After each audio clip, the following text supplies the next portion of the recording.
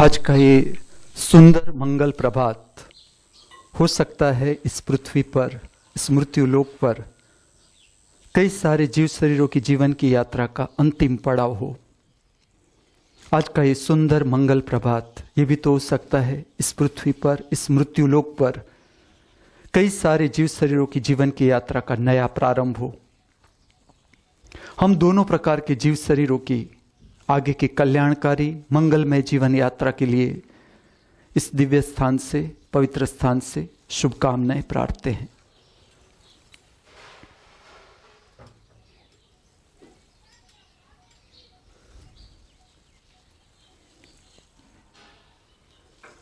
The school of divine arts में नृत्य कला का आध्यात्म के साथ का संबंध, धर्म के साथ का संबंध, इस विषय पर आगे बात करूंगा।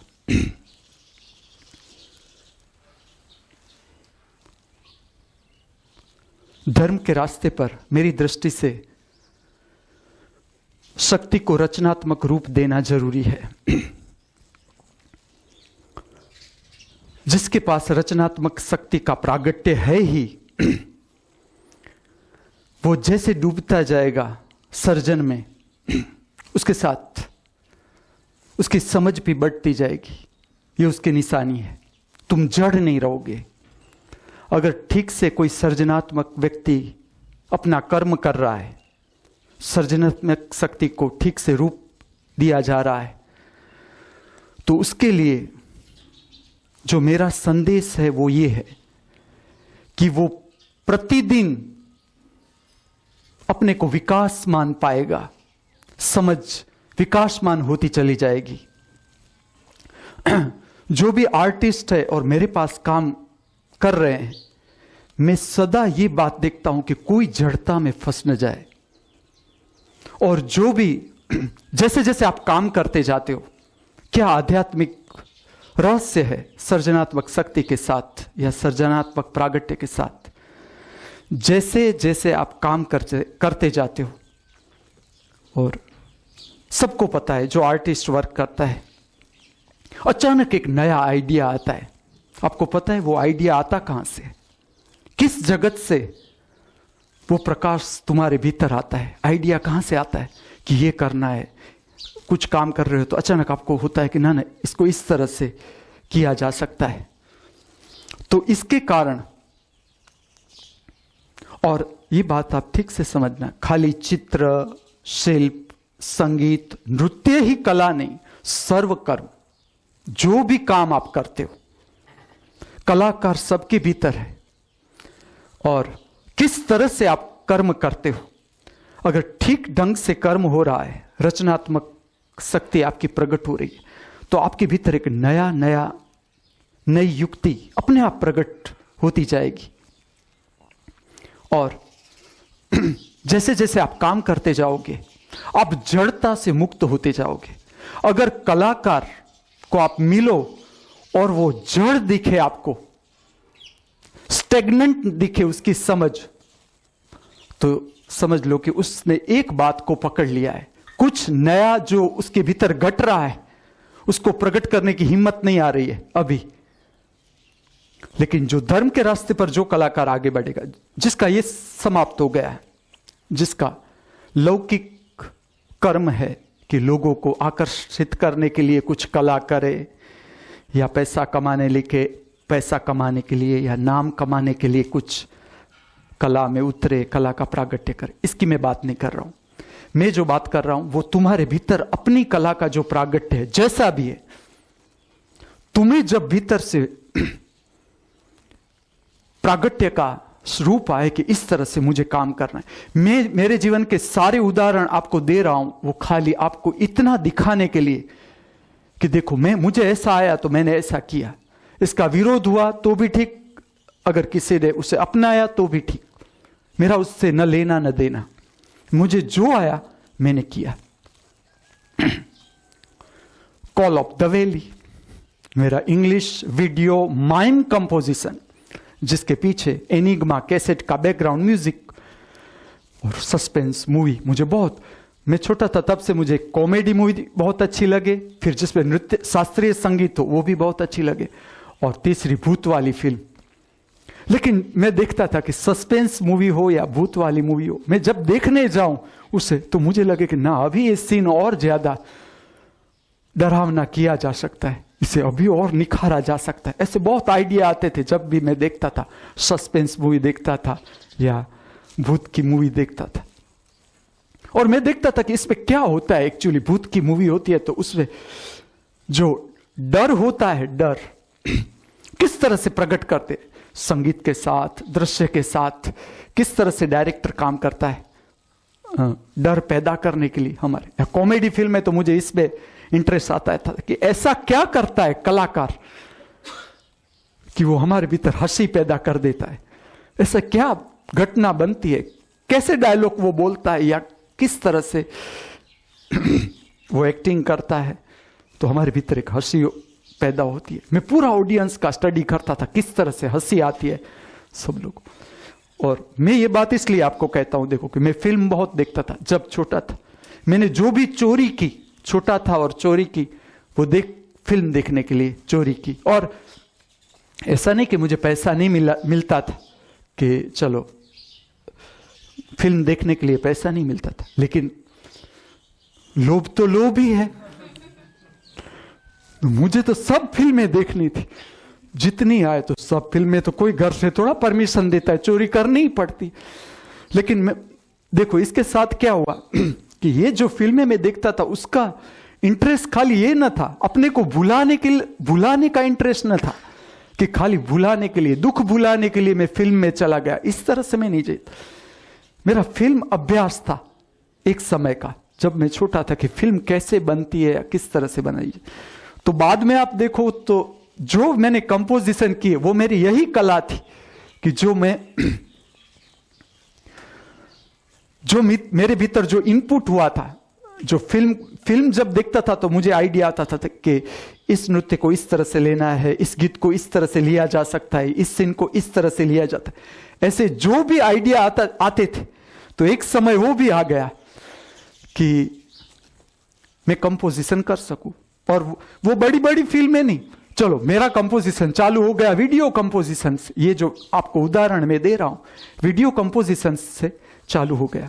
उसका एक कंपोजिशन था एनिग्मा कैसेट पर आधारित, समवन कॉल्स मी। दूसरा था जिसमें नृत्य पूजा का प्रागट्य था। नृत्य पूजा जो मैंने प्रथम समय जो नृत्य पूजा का प्रागट्य किया मंदिर में, वो दोनों मंदिर थे। एक शन मंदिर, मेरा ही जन्म स्थान कोटड़ा रोआ, कच्छ का एक गांव छोटा सा, उसका शन मंदिर शंकर का मंदिर था, और एक था राम मंदिर। उस दो मंदिर में मैंने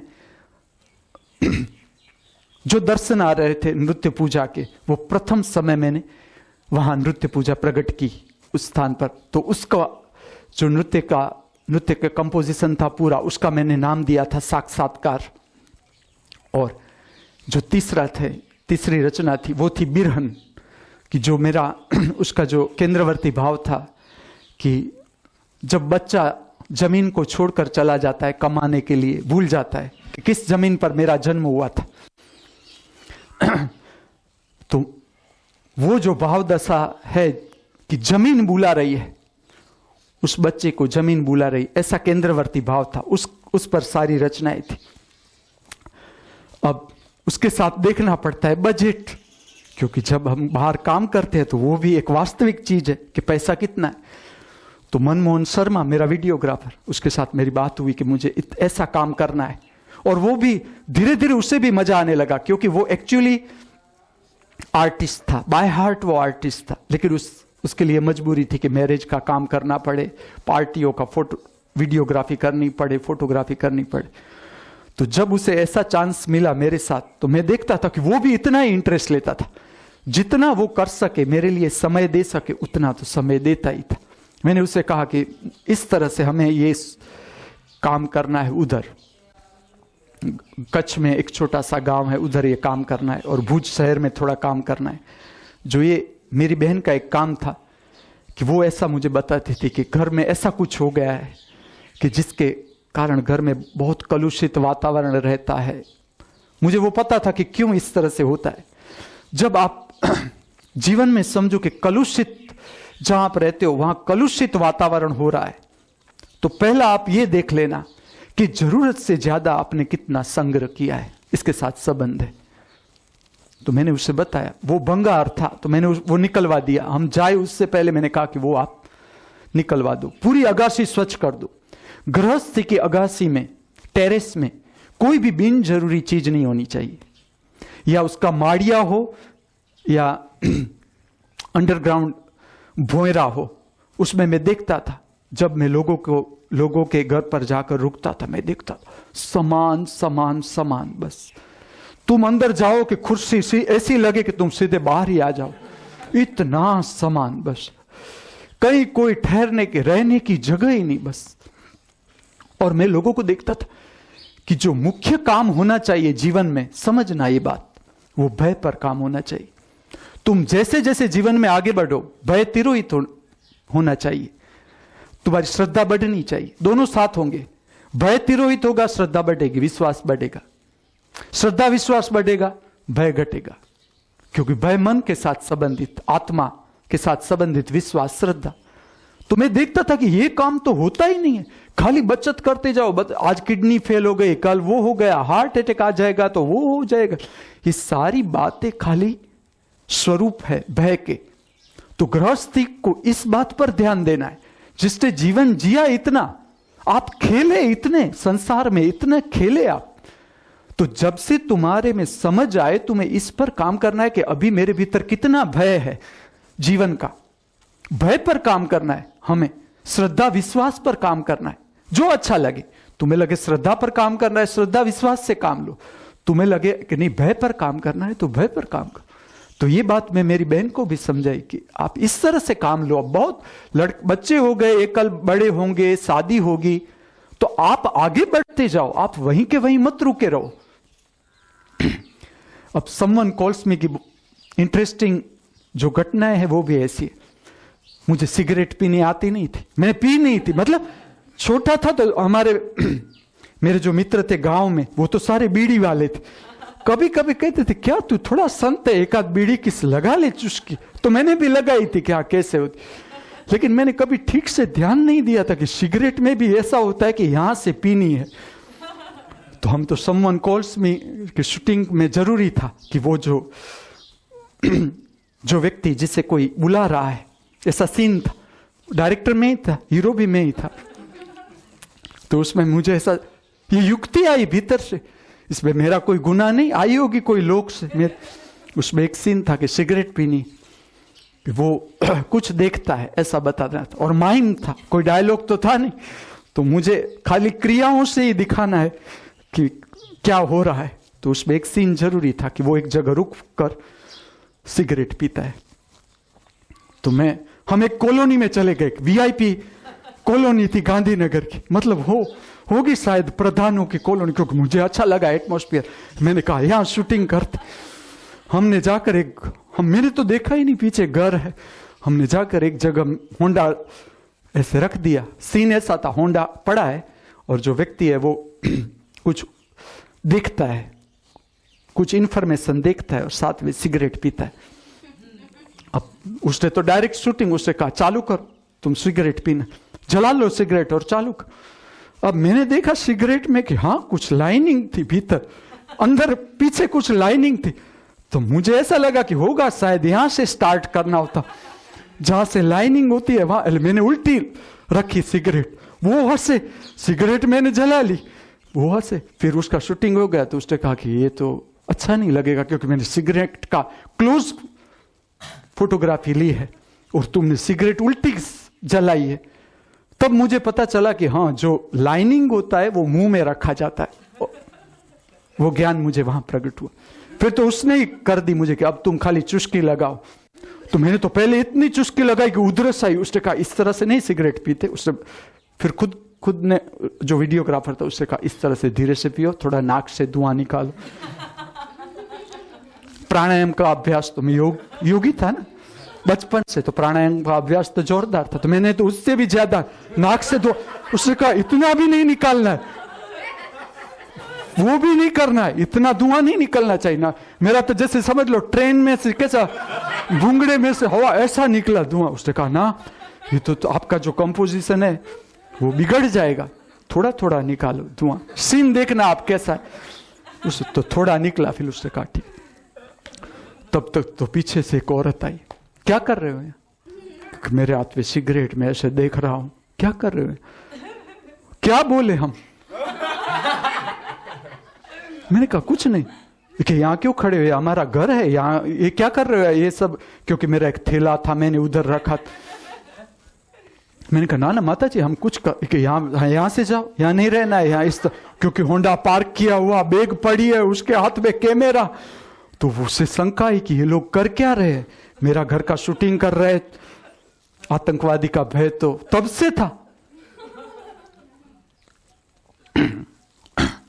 फिर एक दूसरा सीन था, अब सब कुछ मैं ही था उसमें, मजा आ गया था मुझे। अब कंपोज उसमें एक था भूत, पिशाच, डाकण, जो कहो नाम जो अच्छा लगे तुम्हें, भूत, पिशाच, डाकण। स्पेन में क्या कहते हैं, पैलेस्टाइन या क्या कहती होगी डाकण को पता नहीं, गोस्ट। गोस्ट भी मैं ही था उस समय। हम चले गए रेलवे स्टेशन पर, वहां से दूसरा सीन था रेलवे स्टेशन पर। हम चले गए रेलवे स्टेशन, गांधीनगर का रेल।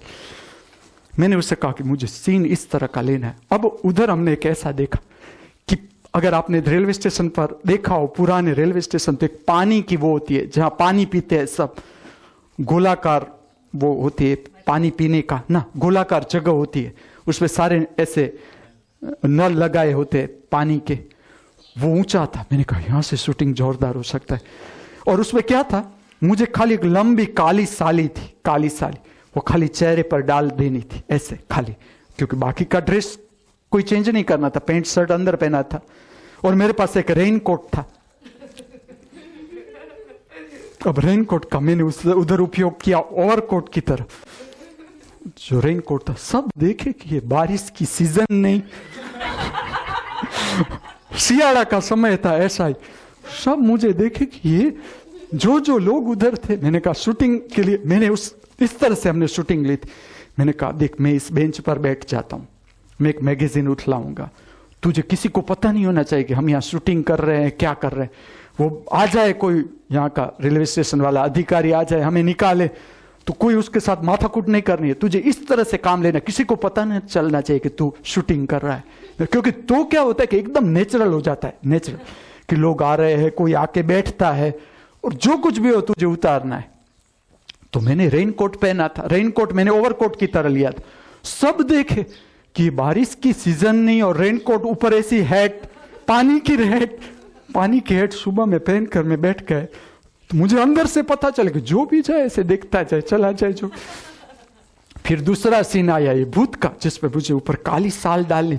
ये तो चल गया चलो सीन, इसमें तो कोई, मैं दूर से वो शूटिंग ले रहा था। अब इसमें तो मुझे ऐसा आइडिया आया कि ये जो पानी की टांकी है उस पर मैं चढ़ जाऊं और थोड़ा घूम। मैंने देखा कि अभी कोई पानी पीने आता, सियाड़े का समय तो कोई था नहीं। मैंने कहा चलो बेटा दूसरा सीन यहाँ लेना है, तुझे नीचे से ये सीन लेना है, मैं ऊपर चला जाऊं। फिर मैं ऊपर काली साल ऐसे डाल के मैं चढ़ा ऊपर चढ़ा कि जो दूर दूर से, मैंने कहा शूटिंग जल्दी करना, अगर आ गया यहाँ का कोई और हमें उतार दे तो ये सीन मुझे यहाँ का चाहिए। उसने कहा ठीक है तुम जल्दी चढ़ जाओ। मैं ऊपर चढ़ गया। दूर से एक ने देख लिया कि क्या कर रहे हो उधर, वो क्या कर रहे हो, वो अभी उसका फासला दूर था, वो दूर से आ रहा था। मैंने कहा तू शूटिंग ले ले जल्दी, क्योंकि इसमें बैकग्राउंड संगीत तो हमें बाद में डालना था। तो मैंने कहा मैं ऊपर ऐसे ऐसे करके ऐसे, मैं उसे कहूं तू शूटिंग ले ले जल्दी से, वो आएगा तब हम उतर जाए। हमने पूरा शूटिंग, वो आया, उसने कहा तुम क्या कर रहे हो। मैंने कहा जरा हम यहाँ ऐसे कि ये कोई थोड़ा तुम्हारा शूटिंग का, कहां से क्या परमिशन है तुमने ली, ऐसा झगड़ा। तब तक मैंने कहा तू भाग जा। मैंने कहा हमें क्या पता नहीं, तुम क्या थोड़े बच्चे हो, इतने बड़े हो, तुम्हें इतना पता नहीं कि इस तरह से रेलवे स्टेशन पर काम नहीं किया जा सकता। सॉरी ऐसा। तो सीन तो आ गया था, सीन है और इसमें मेरा कसूर भी क्या, ये आइडिया कहीं पर लोग से आया था। अभी मैंने आपको बताया, जैसे जैसे आप रचनात्मक काम करते हो आइडिया आता। तो ऐसे बहुत इंटरेस्टिंग।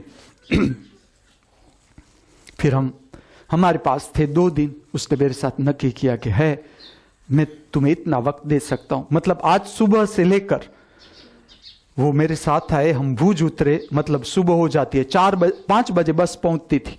वहां से लेकर वो पूरा दिन और दूसरा दिन, उसमें हमें जो कुछ काम करना था।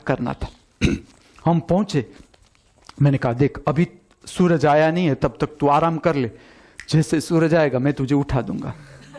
और काम इस तरह का था कि इसमें मुझे कुछ घर वालों की भी जरूरत थी, क्योंकि मेरा जो शूटिंग था वो था बिरहन, तो हमारे घर वाले कितनों को मैं इकट्ठा कर सकता हूं। इसमें 2-3 बहनें ऐसी थी और उसके बच्चे जो लगभग मेरी तरह की रेंज थी उसकी। तो मैंने कहा ये लोग तैयार हो जाएंगे किसी भी तरह, ये तो मेरे साथ आएंगे। तो मैंने उन लोगों को कहा कि मुझे ऐसा काम है तुम्हारे मेरे साथ चलना होगा। तो उन लोगों ने तुरंत कह दिया कि हाँ हम चलेंगे, तुम्हारे साथ एक दिन का ही सवाल है। और वो तीनों, ये जो हमारा बंगला था गांव में, उससे बहुत जुड़े हुए थे, बहुत उससे प्यार करते थे। तो मैंने कहा उसका ये काम है, आप चलो। इस तरह से गांव का काम था, इसलिए तीनों बहनें और उसके बच्चे तैयार होके गए, हम भी चलेंगे। मैंने कहा ठीक है, इन लोगों का सीन में अच्छा उपयोग किया जा सकता है, जो बिरहन का कंपोजिशन मुझे करना है मैं सबको लेकर उधर। फिर जब सुबह हुई मैंने उससे जगाया कि चलो काम शुरू कर। मेरी एक बहन थी, उसने तो कभी शूटिंग फिल्म की बहुत शौकीन, लेकिन उसने कभी एक्टिंग नहीं की थी। मैंने कहा चलो मुझे तेरा काम है एक्टिंग करनी। तो उसने कहा मैंने तो कभी किया नहीं, एक्टिंग किस तरह से की जाती है। मैंने कहा तुझे कुछ करना नहीं है, मैं जो कहूं तू, क्योंकि ये कंपोजिशन ऐसा था कि बाद में हम एडिटिंग कर सकते थे। मैं उसे कहूँ कि खाली तुझे चाय बनानी है, पहला सीन है तुझे चाय बनानी, तो पहले सीन चाय में, वीडियोग्राफर ने कहा ये सीन ले लो कि वो चाय बना रही है। दूसरा सीन में वो चाय गाड़ रही है, कप में निकाल रही है, गाड़ रही है समझ नहीं, गरणी रख के गाड़, ऐसा किटली में, इंग्लिश लगता है थोड़ा, किटली में पहले चाय ले ली, फिर वो उसे कहा कि तू इस तरह से तुझे उसमें डालना है, चाय के कप में डालना है। अब ऐसा था, जब मैंने एक चीज का अभ्यास किया था कि ये दोनों व्यक्ति ऐसे थे, सेंसिटिव भी थे और ये फंसने वाले थे आगे की घटनाओं में, जीवन की आगे की घटनाओं, ये इसका विज्ञान है। मैं ऐसा नहीं कहता, इस जीवन का सिलेबस है।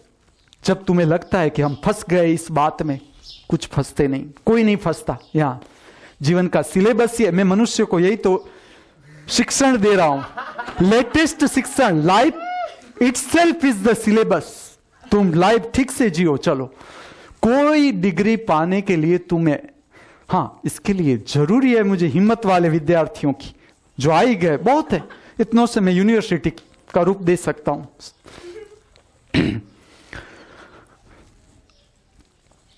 तो मैं ऐसा देखता था कि ये दोनों फंसे गए आगे जाके, और मुझे तो 2 काम करने थे। वीडियो कंपोजिशन भी उतना ही महत्वपूर्ण था मेरे लिए, और दूसरा था कि ये जो मेरा भांजा था और मेरी बहन थी, उसके ऊपर ऐसी कुछ चीजें थी उसके आसपास कि जिस पर भी मुझे काम करना था।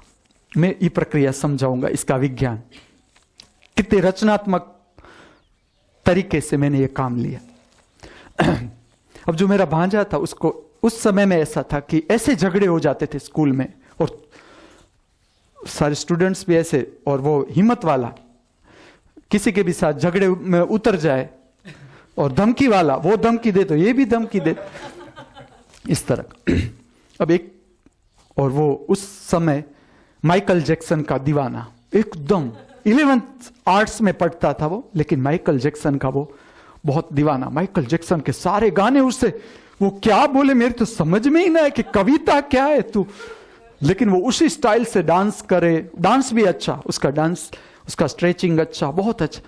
उसने मेरे आगे भी, जब वो छोटा था तब मैंने भी बहुत से आसन ऐसे करवाए थे, उसे एक्सरसाइज करवाई थी। लेकिन फिर धीरे धीरे बच्चा जैसे बड़ा होता है, फिर मैं आइडिया देता था, लेकिन कंपल्सन नहीं डालता था कि तुम्हें यही करना है।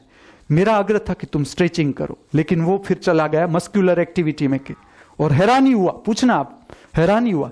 मैं उसे कहता था 25 साल तक छूना ही मत जिम को, जो तेरा शरीर है वो शरीर एक्स्ट्रा ऑर्डिनरी शरीर है, अगर तू काम करेगा स्ट्रेचिंग पर जबरदस्त काम कर सकेगा। लेकिन वो माना नहीं। कुछ समय के बाद वो सलमान खान का दीवाना हो गया। अब मुझे नाम आ गया, सुलेमान खान नहीं, सलमान खान। तो सलमान खान की तरह बॉडी बनाई, उस पर चला गया। लेकिन उस समय वो माइकल जैक्सन का बहुत दीवाना। इसकी भी बहुत एक इंटरेस्टिंग स्टोरी कि जब मैं ऑफिसर हो गया, उसके बाद भी मैं बच्चों को तो पढ़ाता ही था।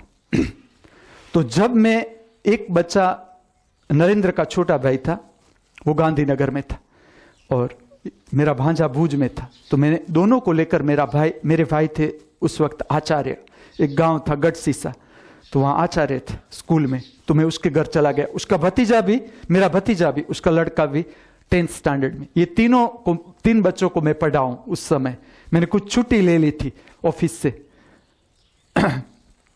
और मैं तीनों को पढ़ाऊं। तब ये क्या करता था, मैं शाम को उन लोगों को कहूं तुम रिलैक्स थोड़ा घूम के आओ, तुम घूम लो थोड़ा।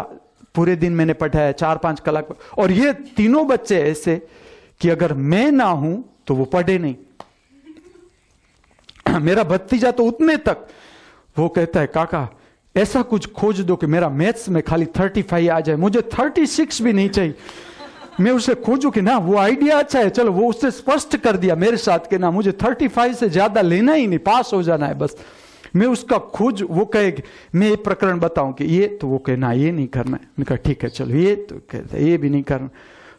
तो मेरे खोजा कि चलो इतने वो कर सकते।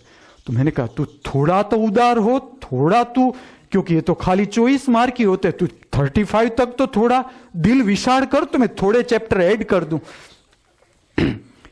फिर उन लोगों को मैं कहता था कि तुम हो जाओ रिलैक्स, थोड़ा घूम के आओ। मुझे 15 दिन के बाद मैं पूछूं कि तुम कहां जाते हो, तो मेरा भांजा और जो नरेंद्र का छोटा भाई था वो दोनों चले जाते थे कब्रिस्तान में। मैंने कहा कब्रिस्तान कोई रिलैक्स होने की चीज है? कितना अच्छा लगता है हम कि सारे दिन तुम पढ़ाते हो तो फिर कब्रिस्तान अच्छा लगता है। मैंने कहा वो एक अर्थ में देखो तो ये भी धार्मिक बात है। मैंने कहा वाह, ये बच्चे तो अभी से इतने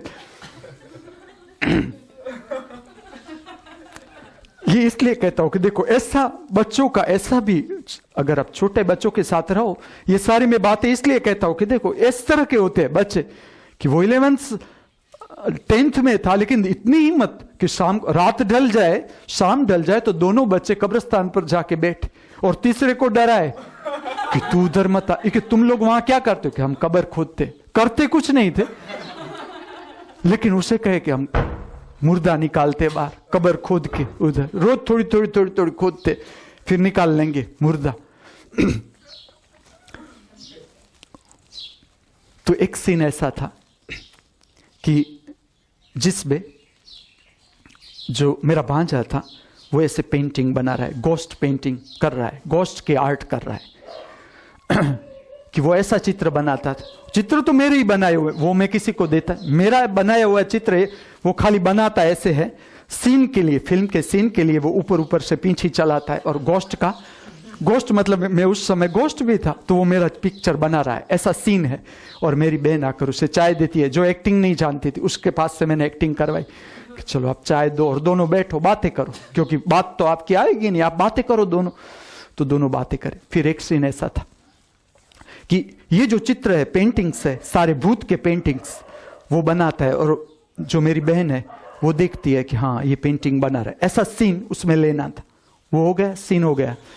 फिर वो पेंटिंग वहां छोड़ के दूसरा सीन आता है। दूसरा सीन में माइकल जैक्सन का म्यूजिक पर उसका डांस था। मैंने कहा तू डांस करेगा ये माइकल जैक्सन? और ये सारी बातें मैंने वहां जाकर आइडिया, जिसे हम कहते हैं युक्ति, कि किस तरह से काम लेना है, तो मुझे आया कि नहीं इसको इस तरह से काम लेना है। काम किस तरह से मैंने लिया कि पहले माइकल जैक्सन का पूरा डांस था, मैंने उसके पास से पूरा डांस करवाया पूरा। मैंने कहा तू कर, उससे बहुत सुंदर किया पूरा माइकल जैक्सन के। और बाद में ऐसा सीन था कि जिसमें मैंने उसे सिखाई एक्टिंग भी इस तरह से करना है कि जैसे तुझे कुछ याद आ रहा है और फिर उसके मुंह से लहू निकलता है अपने आप, ऐसा कुछ घटना होती है, वो भीतर से दिखानी थी घटना खाली, और उसकी उधर मृत्यु हो जाती है, ये दिखाना था। अब उसके साथ जो हो रहा था वो यही हो रहा था। अगर ठीक से इस बात को समझना कि कोई तुम्हारा मर्डर करने के लिए आ रहा है, या तुम्हें फंसाने के लिए जा, मैं मर्डर की बात इसलिए कर रहा हूं कि ये सीन के साथ संबंधित थी कि चलो कोई तुम्हें मारने के लिए आ रहा है, तुम्हें पता है कि इस झगड़े में ऐसा हो सकता है कि ये मुझे मार सकता है। अब इसमें खाली उसका ही हाथ नहीं, खाली मारने वाला ही तुम्हें मार नहीं सकता। तुम्हारे भीतर जो मन है उसमें ऐसा भय चाहिए, इस तरह का भय चाहिए कि मेरा मर्डर हो जाएगा, तो बहुत डीप। अब क्या होता है हमारे जीवन में, कोई बाहर लाने वाला नहीं होता, वो भय कि उस भय को ऊपर ले आए। क्योंकि आज का जो समय है इस पृथ्वी पर, वो मैं बारंबार कहूंगा, इतनी विक्षिप्त तरंगे, इतनी बीमार तरंगे हैं आज इस पृथ्वी पर कि रेचन प्रक्रियाओं से परिचित होना सबको जरूरी है। समझ लो कि आप 5 लोग मेरे पास क्यों ना हो, मुझे संतोष होगा कि 5 लोग को अगर मैं रेचन प्रक्रिया समझा सका ठीक से, कैथारसिस किस तरह से किया जाता है, भीतर का भाव ऊपर लाना है, भीतर का भय ऊपर लाना है, चिंता दबानी नहीं है, दुख दबाना नहीं है, रोग दबाना नहीं है, पीड़ा दबाना नहीं है। आज तक मनुष्य ने जो भूल की है वो ये, चलो आप मुझे पूछो, मेरे तक जो मनुष्य थे उसने क्या भूल की? तो ये भूल की कि ये सारा हम दबाने लगे, भागने लगे, दुख से भागने लगे, पीड़ा से भागने लगे, रोग से भागने लगे। भागना नहीं, समझना है। भय भीतर है, भय सांप में भय नहीं। तुम जब निर्भय हो जाते हो, सांप में भय नहीं। शंकर के गले में जो तुम माला देखते हो सांप की, कोई सांप नहीं पहनते थे, मैं शंकर को जानता हूं, मैं तुम्हें कह देता हूं, शंकर ने सांप नहीं पहना था। ये तो आर्टिस्ट की आइडिया है। समझ लो कि एक चित्रकार जब शिव बनाता है तो उसका स्वरूप आता है कि निर्भयता है। चलो निर्भयता किस तरह से प्रकट की जाएगी? तो काला नाग, उसके गले में काला नाग रख, वो इतने निर्भय, मृत्यु पार कर गए, इसका इतना ही अर्थ है कि वो मृत्यु पार कर गए। हमें तो अभी निद्रा भी पार करनी है, लेकिन वो मृत्यु पार कर गए। मृत्यु पार करके वो उसका निशानी था। तो ये जो भय हमारे भीतर होता है, समझ लो कि कोई व्यक्ति तुम्हें धमकी देता है कि तुम बाहर निकलो, और सबको होता है, ऐसा नहीं। स्कूल में जब हम पढ़ते थे, मेरे साथ भी हुआ था, मैंने भी किसी को धमकी दी थी, किसी ने मुझे दी थी कि तू बाहर निकल, कैसे पहुंचता है घर हम भी देखेंगे। लेकिन मैं सब घटनाओं में एक चीज, कई बार ऐसा हुआ, मुझे मारने का प्लान कई बार हुआ, स्कूल में भी, लेकिन मैं हर बार देखा कि न मार सके। मैं तैयार था, चलो कि मार ले, इसमें क्या है, चलो वो भी देख लेंगे कि मार कैसे खाई जाती है, या मार में होता क्या है, चलो कोई मारता है तो क्या होता है। तो पीड़ा तो वैसे भी, हम कबड्डी रमते थे तब जो मेरा हाल होता था, मुझे लगता था कि ना इससे तो ज्यादा गांव में अगर आपने कबड्डी खेली हो, उससे पता होगा कि गांव में कबड्डी इस तरह से कबड्डी खेलते हैं बच्चे कि भीतर के तुम्हें जो अगर पकड़ ले तो खाली वो भीतर के 7 व्यक्ति तुम्हारे ऊपर नहीं बैठते, देखने वाले आकर ऊपर बैठ जाते, ऑडियंस ऊपर आके बैठ जाता है। ऐसा गांव में मैंने कबड्डी खेली थी। लेकिन मैंने हर बार देखा कि ना ऐसा नहीं होता है। उसका कारण है कि अगर तुम भीतर से स्वस्थ हो जाओ, और भय, मैं खाली ये मर्डर की बात नहीं कर रहा, तुम भीतर से जीवन की कोई भी चिंता है, कोई भी चिंता है, दुख पीड़ा संताप तुम्हें कहते हो, भय कहते हो, चिंता, तुम भीतर से ठीक स्वस्थ हो जाओ, परिस्थिति तुम्हारा कुछ नहीं बिगाड़ सकेगी। अगर उसने छू भी लिया तुम्हें, तो भी वो तुम्हारी मित्र हो जाएगी, तुम्हें कुछ देख कर जाएगी, तुमसे कुछ लेकर नहीं जाएगी। हाँ, लेकर जाएगी तो दुख पीड़ा संताप भय चिंता, वो कहेगी दे दो मुझे, इतना तो मैं भी ले जा सकती हूं, और तुम दूसरी परिस्थिति के लिए और मजबूत हो जाओगे, साउंड हो जाओगे।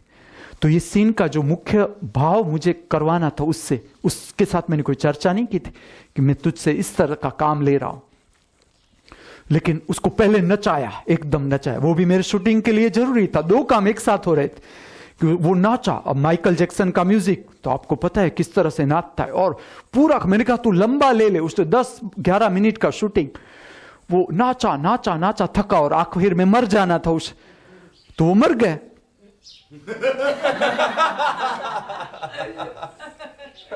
ठीक से समझना है, मैं तुम्हें प्रक्रिया बताऊंगा किस तरह से रोज मरने का अभ्यास करना है। एक तो तुम्हें कह ही दूं, रोज हम करते हैं, और जो भी देखे इस वर्किंग को, वो भी इसको, हमें जीवन में जो घटना घटने वाली है, मृत्यु घटेगा हमारे साथ, हमें बचना नहीं है। मैं तुम्हें कहूंगा तुम मृत्यु को समझते जाओ, और तुम्हारा जीवन निखरता है कि नहीं, तुम्हारा जीवन ऊपर उठता है कि नहीं। तुम्हें जीते जी मृत्यु को पार करना है। तैयारी हमारी ये होनी चाहिए कि हम जीते जी मृत्यु पीछे रह जाए, हम आगे निकल जाए। इस तरह से काम करना है मृत्यु के साथ। और मृत्यु की मैं बहुत सिंपल विधि आपको बताता हूं। उच्छ्वास को बाहर छोड़ो, फिर से एक बार प्रयोग कर ले, इस पे क्या है, मेरे साथ। उच्छ्वास को बाहर छोड़ो, जब तक आंख को बंद कर दो। उच्छ्वास को बाहर छोड़ो, आंख को बंद कर दो। जब तक भीतर, तुम्हारे भीतर क्षमता है उच्छ्वास को बाहर छोड़े रखने की, तुम उच्छ्वास को बाहर ही छोड़े रखो, भीतर मत लो, सांस मत लो। गुंगड़ामण होने दो, गुंगड़ामण, सफोकेशन होने दो।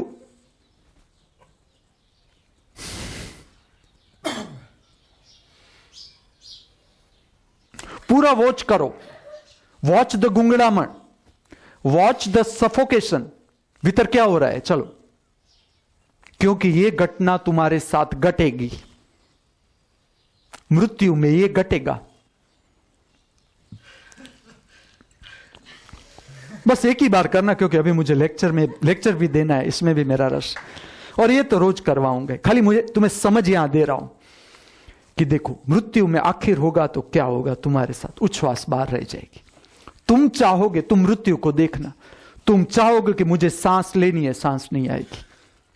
और हम मृत्यु आ जाती है तब तक। हम परीक्षा की तैयारी करते हैं, जरा सोचना आप ये बात कि मैं ठीक कह रहा हूं या गलत कह रहा हूं। जब परीक्षा तुम सबने दी है, कॉलेज की, स्कूल की परीक्षाएं सबने दी है। हम स्कूल की छोटी छोटी परीक्षाएं, वीकली टेस्ट के लिए हम रात भर तैयारी करते। एसएससी की परीक्षा हम पूरी पूरी रात जाग कर हम तैयारी करते। और जीवन की अंतिम परीक्षा है मृत्यु। इसलिए तो मैंने पोस्ट ग्रेजुएशन का कोर्स खोला। हमारे पास तो ग्रेजुएशन के कोर्स में भी मृत्यु नहीं है, तो मैंने वो भी यहां ही ले आए। मृत्यु यहां ही है, मैं सिखा दूंगा तुम्हें, उसमें तुम्हें अलग जाने की जरूरत नहीं, अलग यूनिवर्सिटी में। महामृत्यु में तुम मृत्यु भी जान लोगे, और पोस्ट ग्रेजुएशन में एडमिशन भी तुम्हारा तय ही है। क्योंकि मैं इस तरह का यूनिवर्सिटी खोलना चाहता हूं जिसमें कोई जरूरी नहीं कि तुम फी भरो। तुम फी भरो कि न भरो वो तुम्हारी मर्जी, बाकी तुम मृत्यु भी मैं समझा दूंगा और महामृत्यु भी समझा दूंगा। लेकिन इस बात से परिचित होना है कि उच्छ्वास बाहर रह जाएगी मृत्यु में, और भीतर नहीं खींच सकोगे, और सारी पीड़ा जमा होगी। जो तुमने दुख, पीड़ा, संताप से तुम बचे हो, तुम ठीक से, जो बिस्तर पर व्यक्ति आ जाता है तब तक वो भागा है। अब बिस्तर पर तुम देखो, तुम जाके देखो कि मैं झूठ कह रहा हूं या सच कह रहा हूं। और इसमें तुम्हें बहुत से व्यक्तियों का अभ्यास करने की भी जरूरत नहीं। तुम अपना अभ्यास करते जाओ और एक व्यक्ति को खाली देखो, तुम मरते हुए, तुम देखो कि मरने में सारी पीड़ा का सरवाड़ा होगा, क्योंकि तुम भागे हो। पीड़ा तुमने देखी नहीं, तुम संताप से भागे हो, तुम पीड़ा से भागे हो, तुम चिंता से भागे हो, तुम भय से भागे हो। और ये भी कह दूं, ये अलग अलग नहीं। परमात्मा एक है तो पीड़ा एक ही है, भय एक ही है, ये अलग अलग नहीं। हमने नाम दे दिया, लेबल अलग कर दिया, अलग नहीं। चिंता, भय, संताप, दुख, पीड़ा, ऐसा कुछ अलग है ही नहीं। एक, उसे तुम्हें कहना हो तो पीड़ा कहो, कहना हो तो संताप कहो, दुख कहो, भय कहो, जो कहना हो तुम्हारी मर्जी, लेकिन वो एक, उसे तुम्हें पार करना है। तो ये प्रक्रिया से आप परिचित हो जाओ कि जब मैं तुम्हें कहूं कि उच्छ्वास बाहर फेंको, उच्छ्वास बाहर फेंको, भीतर 3 बात से अब तुम परिचित हो। दुख, विचार, भाव, शरीर की संवेदना। अभ्यास करो, जब भी उच्छ्वास बाहर फेंको तब तुम अभ्यास करो कि भीतर क्या घट रहा है, क्योंकि आखिर में घटना घटेगी। तो मैंने उससे क्या करवाया, पहले नचाया, खूब नचाया, फिर उसे मार डाला सीन में। लेकिन सीन में भी जब तुम मरते हो, जिसने किया होगा सीन, और ऐसे नहीं खेल खेल में। मैं नहीं कहता कि तुम्हें उसके लिए वीडियो शूटिंग चाहिए, तुम्हें वीडियो वाला चाहिए ना। मैंने ऐसा खेल किया था बचपन में, हम लोग खेलते थे और कोई नहीं था तो मैं अकेला था, ऑडियंस भी मैं, और फिल्म करने वाला मैं, डायरेक्टर मैं, हीरो मैं, मर जाने वाला मैं, विलन में, सब कुछ में। तो उसमें हम मरते थे तो ऐसा ही होता था कि बस अब मर रहे हैं, वो विलन मुझे मार रहा है, मैं मर रहा हूं, या मैं विलन को मार रहा हूं, वो मर रहा है। तो जब तुम मरते हो, मरने की एक्टिंग करो, चलो मरने की खाली एक्टिंग करते, उसमें भी तुम्हें मरने का अंदाज आता है। मरने का जो भय होता है वो ऊपर हो जाता है। तो मैंने देखा, इसके बाद ये जो सीन था, उसके बाद उसकी हिम्मत भी बहुत बढ़ गई। आगे जो उसका काम था मैं देख रहा था, मैंने उसके साथ कोई चर्चा भी नहीं की, लेकिन मैं देख रहा था कि ये जो वर्किंग हुआ उसके बाद वो बहुत हिम्मत वाला हो गया। हिम्मत वाला तो था ही, लेकिन इस तरह से भय उसका मैंने निकाल दिया। मृत्यु के साथ जो उसका भय था भीतर भीतर, बाहर से ये समझना बात, बाहर से तुम्हें हिम्मत वाले लोग आप देख सकोगे, लेकिन ठीक से अभ्यास किया जाए तो तुम्हें भीतर देखना है कि भीतर भय है कि तुम सच में बिना भय के हो या भीतर भय है। वैसे आप देखना, जैसे समझ लो कि कोई पैसिफिक महासागर पूरा तैर रहा है, वो भी बहुत हिम्मत वाला काम है। ऐसे बहुत से लोग हैं जो रिस्क ले रहे हैं, लेकिन अगर ठीक से आप मिलोगे उससे तो उन लोगों को आप जड़ पाओगे। देखना, जैसे कि समझ लो सर्कस में एक व्यक्ति मोटरसाइकिल घुमाता है, मौत के गोले में गोड़ गोड़ गोड़ गोड़ मोटरसाइकिल घुमाता, ऐसे रिस्क ले रहे हैं कि सर्कस में कोई ऊपर दाव कर रहा है, अगर वो गिरे तो मर ही जाएगा, ऐसे ऐसे रिस्क ले रहे। लेकिन ये बिना समझ के, ये दिखावा है कि तुम मुझे निर्भीक कहो, कि तुम मुझे, जिस तरह से आर्टिस्ट वर्क करता है बाहर के लोगों के लिए, कोई नृत्य कर रहा है, कोई संगीत बजा रहा है, गीत बजा, इन लोगों को मिलना, आप उसमें समझ का विकास नहीं पाओगे जीवन की। देखो, जो भी गलू ने तो काम किया है नाटक कंपनी में, कितना ही अच्छा तबला बजाने वाला प्लेयर हो, सितार बजाने वाला प्लेयर हो, नृत्यकार हो, लेकिन ऑडियंस के लिए किया है तो उसमें तुम जीवन की समझ नहीं पाओगे, तुम जड़ता पाओगे। ऐसे इसके रिस्क लेने वाले जो लोग हैं जो फिल्म में डुप्लीकेट हीरो के लिए जो काम करते हैं, ऐसे ऐसे रिस्क लेते लेते पूरा शरीर खलास हो जाता है। उन लोगों को तुम मिलो तो तुम जड़ पाओगे, जीवन की समझ नहीं पाओगे। इसका कारण है कि जब तक तुम अपने भीतर केंद्र को नहीं समझते तब तक तुम्हारा समझ का विकास नहीं होगा। केंद्र तुम्हारा बाहर है, किसी को दिखाने के लिए तुम मोटरसाइकिल फास्ट चला रहे हो, ऐसा भाव है तुम्हारे भी, तुम भय से भीतर से मुक्त नहीं हो पाओगे। बाहर चाहे तुम साबित कर लो कि मैं बहुत बिना भय का हूं, कर लो साबित, लेकिन जब तुम तुम्हारे साथ बैठोगे तुमने भय पार नहीं करोगे। जीवन का और भय, इस भय से पार होगे, कोई और भय, कोई और कॉम्प्लेक्स तुम्हें पकड़ लेगा। इस तरह से तुम भय से पार नहीं हो सकते। जिसे भय से पार करना है उसे पूरा समझना है, अपने को पूरा समझना है, क्योंकि जिस दिन तुमने भय पार कर दिया उस दिन मैं मन भी गया, मन तिरोहित, तुम्हारा मन पूरा तिरोहित। भय का पूरा संबंध, भय का संचय स्थान तुम्हारा मन। भय है किसका? चलो तुम ठीक से देखो कि भय किसका है।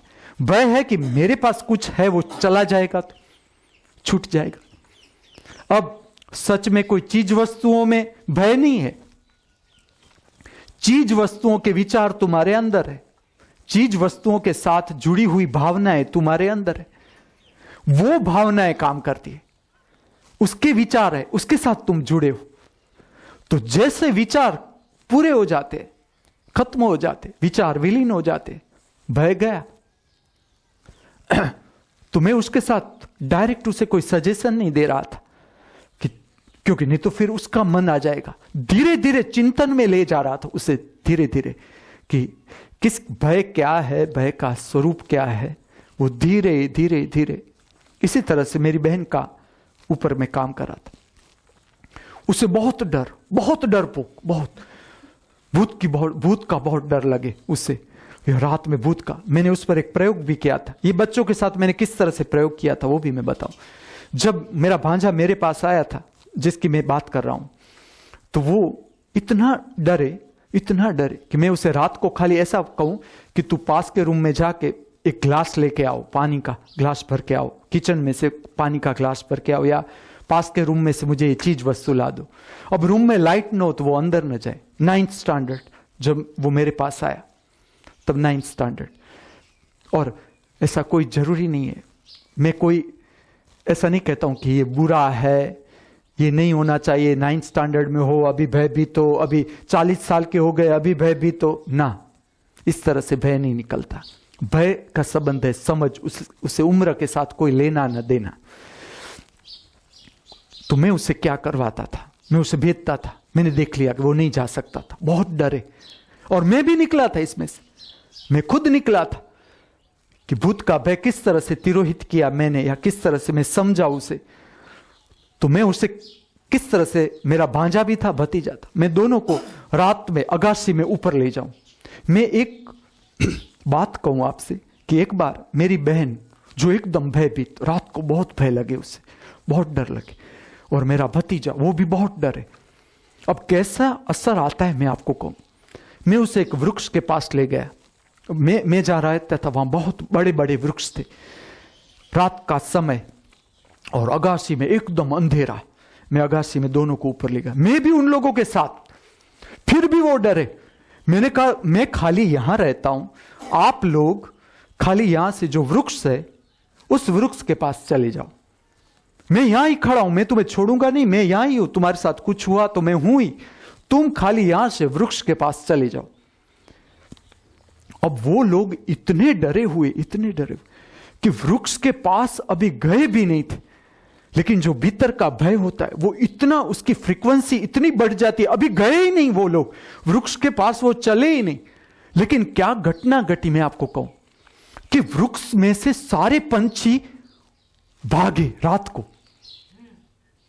इतनी उन लोगों की भय की फ्रीक्वेंसी इतनी थी कि रात को सारे पंछी, ऐसे नहीं कि कोई एक पंछी भागा हो, जितने पंछी थे वृक्ष में, जितने पंछी, पूरे पंछी वृक्ष छोड़ के भागे। इतना फ्रीक्वेंसी का असर आया। मैं आपको उतने तक कहूं कि समझ लो कि हिंसक प्राणी है, कोई भी हिंसक प्राणी, वो तुम्हारे पर हमला करता है। तुमने कभी सोचा कि क्यों करता है हमला? ऐसे ही नहीं करता कोई भी हिंसक प्राणी हमला। जैसे कि तुम जा रहे हो जंगल से, अब तुम्हारे भीतर जैसा डर शुरू होता है, तुम्हारे भीतर की एक ग्लैंड है, एड्रिनल ग्लैंड, वो प्रभावित होती है। भय का संबंध एड्रिनल ग्लैंड से, अगर हम विज्ञान की भाषा में समझे तो उसका सिक्रीशन बढ़ जाता है। एड्रिनालिन जो सिक्रेशन होता है एड्रिनलिन ग्लैंड से, उसका सिक्रीशन बढ़ जाता है। जैसा इसका सिक्रीशन बढ़ता है, तुम्हारा पसीना ज्यादा बाहर आता है शरीर से, तुम्हारे भीतर से तो आत्मिक तरंगे तो निकलती है, भय की आत्मिक तरंगे तो निकलती है, इसके साथ साथ शरीर में भी कुछ ऐसे चेंजेस होते हैं कि पसीना बाहर आ जाए। अब जैसा तुम्हारे भीतर भय आता है, भय निकलता है, तुम ठीक से दर्शन करो तो तुम्हारे भीतर से हिंसक वृत्ति भी आ जाती है, खुद को बचाने के लिए। सबको आती है, छोटा मोटा कोई भी प्राणी हो। ऐसा नहीं कि छोटा एक पंखी है तो उसके पास क्या हिंसक वृत्ति होगी ना, तुम ठीक से अभ्यास करो, सबके पास होती है। अपने को बचाने की वृत्ति पैदा होती है, अपने को बचाने की। अगर जंगल से कोई जा रहा है, अब उसे ऐसी आवाज आती है कि कोई एक हिंसक प्राणी उधर बैठा है, उसे पता चल जाता है कि यहां हिंसक प्राणी है, वो मेरे पर हमला कर सकता है, तो उसके भीतर से ऐसा एड्रिनल ग्लैंड प्रभावित हो जाती है, उसका असर पूरे शरीर पर आता है, उसका शरीर में से कंपन, उसे पता चले न चले लेकिन भीतर से कंपन शुरू हो जाता है। अब जो हिंसक प्राणी हमला करता है वो खाली ऐसे ही नहीं करता, हिंसक प्राणी उतना ही डरा हुआ है। समझना ये बात, प्राणियों में क्या होता है, समझ लो कि शेर है तो तुम्हें लगता है शेर तो कितना हिम्मत होती है, शेर में तो हम तो नाम लगते हैं अर्जुन सिंह, तो हम तो सिंह, तो जो राजपूत होते हैं वो तो पीछे सिंह लगाते हैं कि असल सिंह आगे है, अर्जुन आगे है, नकली सिंह पीछे, सिंह अर्जुन सिंह। तो ऐसा सिंह को तो हम बहादुर मानते हैं कि बहादुर से बहादुर जो प्राणी है वो सिंह है। शेर को हमने राजा किया, राजा माना है। शेर को पता नहीं, ये भी मैं जानता हूं, शेर को पता नहीं कि वो राजा है। तीसरे नेत्र से बात जानी जा सकती। तो हिंसक प्राणी चाहे शेर क्यों न हो, वो डर जाता, वो भी भयभीत है कि तुमसे जो भय का तरंग निकला है शायद तुम उसके ऊपर हमला कर दो, तुम उसे मार दो। जंगल में तो ऐसा ही होता है, कौन पहला हमला करे उसमें वो देखा नहीं जाता कि तो जो हमला हो करता है शेर, वो इसलिए करता है कि तुम्हारे भीतर से भय के तरंग निकले, तुम्हारे भीतर से जो पसीने की दुर्गंध आई वो इस तरह की दुर्गंध है कि इसके साथ हिंसक वृत्ति जुड़ी हुई है, उसे पता चल जाता है, प्राणी को पता चल जाता है। और जो हमारी सारी इंद्रियां खत्म हो गई घर में रह के, जितना जंगल में जो रहता है उसकी सेंसेस है, उसकी जो सारी ग्रंथियां है, सारी इंद्रियां है, वो सतेज होती है प्रतिपल। किसी भी क्षण तुम्हारा जंगल में मृत्यु हो सकता है, किसी भी क्षण। जंगल में अगर तुमने एक भी रात बिताई है, एक भी रात, बहुत दिन नहीं, एक रात, ठीक से एक रात, 24 घंटे रहे हो जंगल में पूरी असलामती के साथ, तो तुम्हें यह बात पता चलेगी कि उसमें ऐसा हो सकता है कि किसी भी क्षण तुम्हारा जीवन जा सकता है। तुम प्राणियों का अभ्यास करना कि प्राणी किस तरह से सोता है। कोई प्राणी जंगल में जिस तरह से मनुष्य सोता है 8 घंटा एक साथ, इस तरह से प्राणी पदचाप सुनाई की प्राणी खड़ा हो जाता है। तुमने पैर अभी दिया नहीं जमीन पर और ये सारे सतेज प्राणी होते हैं, तो खाली पसीने की दुर्गंध तुम्हें पता भी नहीं चलती, उससे पहले उसका नाक को छू लेती है और वो तुम्हारे पर अटैक करता है। और वो अटैक इसलिए कर रहा है कि हम भी भीतर से भयभीत है, हमारे जो भय के तरंग है उसको छूते हैं, हमारे भीतर से जो भय के तरंग है उसको छूते हैं। क्योंकि ऐसे भी उदाहरण है कि जय कृष्ण मूर्ति जा रहे हैं जंगल से, सामने से वाघ आ रहा है, उसने कुछ नहीं किया, जय कृष्ण मूर्ति पसार हो गई, वाघ पसार, वो अपने रास्ते पर, जय कृष्ण मूर्ति अपने रास्ते पर। बुद्ध को नहीं भी छू सकता लेकिन छू भी सकता है, ऐसा नहीं। यज्ञवाल्क्य को वाघ खा गया। अगर मैं कहता हूं कि जय कृष्ण मूर्ति के पास से वाघ निकल गया या बुद्ध के पास से वाघ निकल गया या शेर निकल गया, तो मैं कहता हूं कि यज्ञवाल्क्य उससे आगे के बुद्ध थे, उसको शेर खा गया। लेकिन फिर भी देखना घटना कैसी है। याज्ञवल्क्य अपने विद्यार्थियों के साथ, उसे व्याकरण प्रकट हो रहा है भीतर से, कुछ भी प्रकट हो सकता है। गॉड मस्ट बी क्रेजी, कुछ भी कर सकता है। उसके अंतिम समय में वो अपने बच्चों को, जो अपने विद्यार्थियों को, वो वर्तमान काल की धातु दी उसने, वर्तमान काल समझाया उसने। जब वाघ उसको खा रहा है तब उसके भीतर से मृत्यु हो तो ऐसी। तो जो भय है वो हमारे भीतर। हम क्या कर रहे हैं पूरे जीवन, हम क्या कर रहे हैं, कैसी भूल कर रहे हैं। मैं धर्मानंद को नहीं सुना रहा, मैं भी भीतर से ताला न मारता हूं लेकिन बारना तो बंद कर, मैं भी। लेकिन हम भूल क्या कर रहे हैं, हम भूल ये कर रहे हैं कि हम भय को समझते ही नहीं।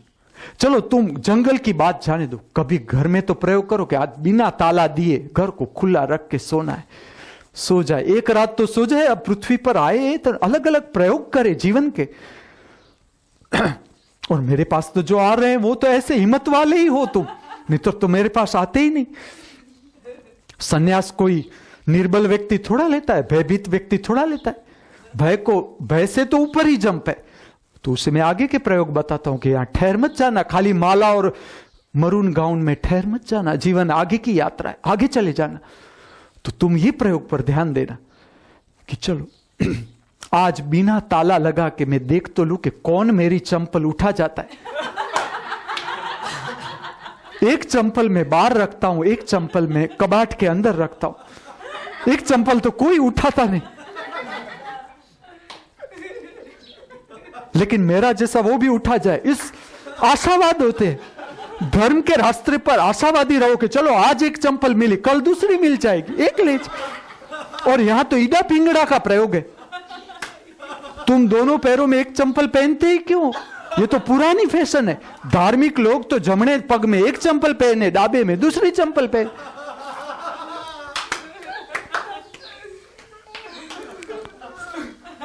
तो मुख्य बात जो हम चुक जाते वो ये चुक जाते कि तुम्हारा भय किधर है। देखो पूरे दिन में जो तुम्हें अभ्यास करना है वो करना ये कि भय है किधर, तुम्हारा भय किधर रह जाता है। और हमारे भय का असर दूसरे पर आता है और ऐसा जो भय भीतर दबा दबा दबा भय, वो प्रकट होता है अलग अलग परिस्थितियों में। होता क्या है? कुछ नहीं होता, हमारे ही भीतर का भय है वो प्रकट होता है। सांप देखते हैं हम, सांप को मार डालते हैं। सांप को मारने की कोई जरूरत नहीं। अगर मारना ही है तो भीतर का भय, भीतर का भय समझना है, मारना है ही नहीं, उसके साथ लड़ाई झगड़ा नहीं करना है, समझना ये बात। कोई तुम्हें तलवार नहीं उठानी है कि आ जाओ मेरे पास, चलो मैं तुम्हारा डोका काट दूं ना। भय इस तरह से नहीं कटेगा, तुम्हारी जड़ता से भय नहीं कटेगा, तुम्हारी समझ। भय को समझना है। और भय ऐसी चीज है कि खुशी का तो क्या पता आए ना आए, लेकिन चिंता तो आती ही है, और हम उसके साथ मित्रता करते नहीं। उल्लास तो पता नहीं कब हमारा साथ दे, लेकिन पीड़ा तो प्रकट होती है। आशा का पता नहीं हमें कि आशा कौन से फ्लैट में रहती है, लेकिन निराशा तो आ ही गई। निराशा तो हमारे भीतर है ही, तो हमारे पास जो है उसके साथ हम दोस्ती करते ही, उसके पास से हम भागते। जो हमारे भीतर की गर्लफ्रेंड है, निराशा है, चिंता है, उसके साथ हम दोस्ती बनाते ही नहीं, हम भागते रहते और गर्लफ्रेंड के पीछे। लेकिन अगर ठीक से आप भय समझने लगोगे, भय तिरोहित होता जाएगा। मैं उसकी विधि बताता हूं। तुम्हें एक परिस्थिति में भय लगे, तुम्हें 3 बात तो अभ्यास में लग ही जाना है। विचार, भाव, शरीर की संवेदना। तुम्हें जब भी भय उठे, जीवन में भय, जीवन में चिंता उठे, जीवन में लोभ उठे, क्योंकि ये सारे ऐसी बात है, उसे आमंत्रण देने की कोई जरूरत ही नहीं। भय को आमंत्रण देने से पहले वो भय प्रकट हो ही जाता है। मैं इसीलिए कहता हूं कि यमराज का रूप जानो।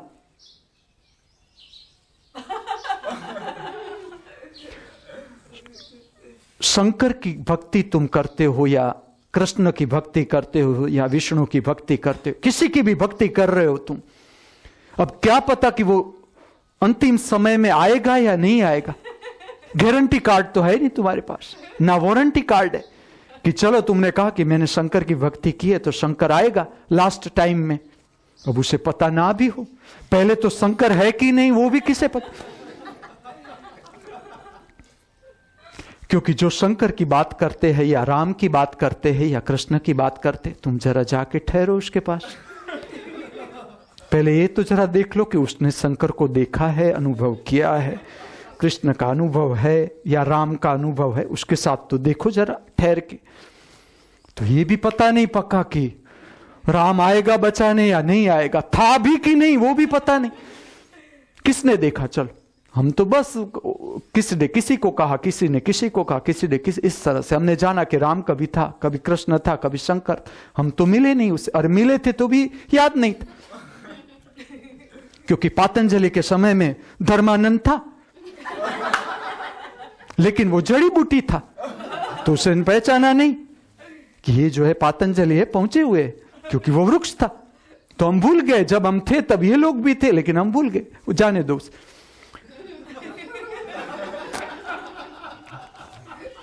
लेकिन मैं कहता हूं, यमराज तुम्हारे पास गारंटी कार्ड हो न हो, वारंटी कार्ड हो न हो, तुमने उसे आमंत्रण दिया हो ना दिया हो, वो जरूर आ जाएगा। तुमने उसके साथ, उससे तुमने जीवन भर भुलाने की कोशिश की। हम भूल ही यही करते, जो आने वाला है उसे हम भुला देते, और जिसका पता नहीं उसकी याद में हम रहते। तो ये बात तो सुनिश्चित है कि यमराज आएगा ही। और यमराज ऐसे नहीं आता, काले पाड़े पर बैठकर आता। और धर्मानंद बाहर से कितना ही ताला लगा है, मैं धर्मानंद को बता दूं कि यमराज वहां से नहीं आता, यमराज आता है अंदर के दरवाजे से। कह दूं मैं तुम्हें, चलो मैं खोल देता हूं राज, क्योंकि मैं मिला हूं यमराज से। यमराज आता है भीतर के दरवाजे से, और बिना पाड़ा लेके आता है। वो भी मैं तुम्हें कह दूं, डरने की कोई जरूरत नहीं, पाड़े की कोई उसे जरूरत नहीं, वो आराम से तुम्हें ले जाएगा। लेकिन वो आ जाए उससे पहले जो हमें समझ लेना है, जीवन का भय।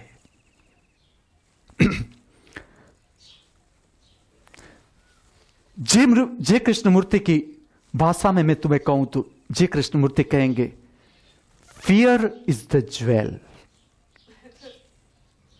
उसके कैसेट का नाम है। उसकी जो एक स्पीच है, मैंने स्पीच सुनी नहीं, लेकिन कैसेट का मुझे पता है। कैसेट का नाम है फियर इज द ज्वेल। आप और मैं, हम सब मृत्यु लोक के यात्री हैं। आज नहीं तो कल हमें यह मृत्यु लोक छोड़कर जाना ही है। अगर यहां से जाना ही है तो क्यों हम हताश, निराश, संतापित हृदय के साथ लौटे? क्यों न हंसते हंसाते, परमात्मा के गुण गाते गाते इस दिव्य लोक से विदा हो? इस भावना के साथ, इस प्रार्थना के साथ, मुझसे जो बोला, आपसे जिसने सुना, उस परम दृष्टा स्वरूप, परम साक्षी स्वरूप परमात्मा के चरणों में मैं मेरा वंदन अर्पण करता हूं। मेरा वंदन स्वीकार करे। अस्तु।